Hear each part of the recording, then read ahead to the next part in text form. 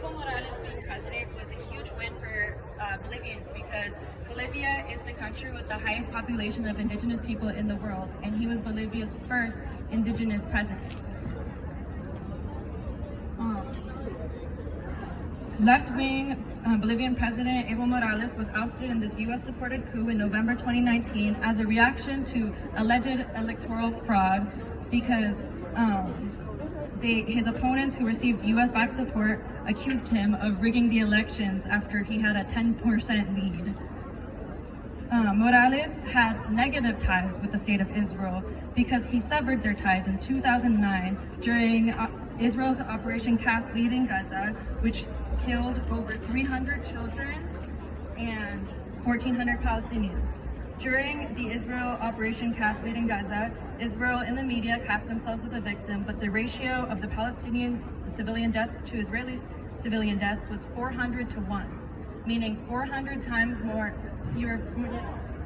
In 2014, after Operation Protective Edge, which entailed the slaughter of 2,251 Palestinians, including 299 women and 551 children, Morales denounced Israel as a terrorist state during the bloodbath in Gaza.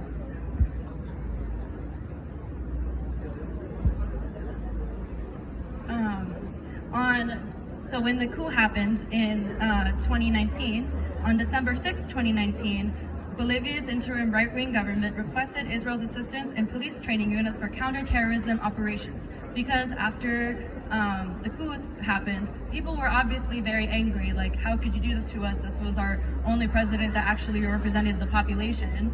And Israel's extensive experience in decades of ethnic cleansing of Palestinians makes it a strong candidate for brutal repression tactics marketable to right-wing regimes worldwide, which Bolivian military and police utilize in perpetrating these massacres. The Bolivian right wing used the Israeli playbook in reversing the indigenous empowerment that took place under Morales, and there was around 33 coup opponents that had been killed within the first month of the coup, and the vast majority of them indigenous, and 100 others who were brutalized by the security forces. An Israeli news site called Ynet News reported the resumptions of relations between Bolivia and Israel was made possible by the end of the reign of the former hostile president Abu Morales. His name is Evo Morales, E-V-O. How could they make this mistake of Abu Morales, A-B-U? His name is not Abu. But this was something that was classically used when referencing him in Israeli media and journalism to Arabize his name as a form of racism and to make him seem like an even more hostile president to their interests.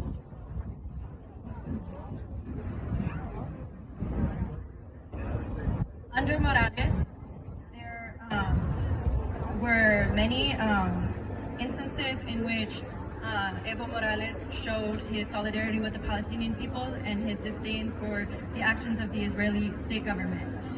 Bolivia and Venezuela both cut ties with Israel in response to the Israeli war on Gaza, Operation Cast Lead, and President Morales called for the removal of Israeli President Nobel Peace Prize for his support of Israeli crimes in Gaza.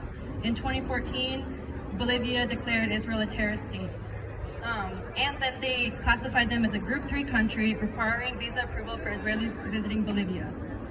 In recognizing Palestine, Bolivia officially recognized Palestine as an independent and sovereign state on December 22nd, 2019. At his 2011 UN General Assembly speech in New York, President Morales said, "Not only does Bolivia support the Palestinian recognition by the United Nations, our support is to welcome the Palestinians to the United Nations." He denounced Israel for bombing, attacking, and taking land from the indigenous Palestinian people, and he maintained his support for them for at least a decade until the coup happened. Bolivia declared Palestine a top priority during its presidency of the United Nations Security Council in 2017, and in 2018, Bolivian Ambassador Sacha Laurenti named all 61 Palestinians killed by Israel's in the Gaza March of Return. Bolivia signed a development cooperation with Palestine in 2019, despite Israeli control of Palestine. In 2023, Bolivia once again cut ties with Israel over the war in Gaza, as 2 other Latin American countries recalled their ambassadors in Tel Aviv for consultations. They rebroke their diplomatic relations with Israel, and the minister of the presidency announced that the country would send humanitarian aid to Gaza. Historically, Latin America's left-leaning countries have sympathized with Palestinians, while the more right-wing countries have tended to follow the lead of the United States and Israel. Latin America has a long history of solidarity with Palestinians ever since the scourge of leftist movements, and many of the responses maintain consistent with countries' reactions from before, such as Bolivia and Venezuela cutting off all relations in 2009 and Cuba since 1973. Colombia has currently had one of the most direct and firm responses, as their president, Gustavo Petro, has blatantly criticized Israel's actions as a genocide against Gaza and compared it to the Holocaust.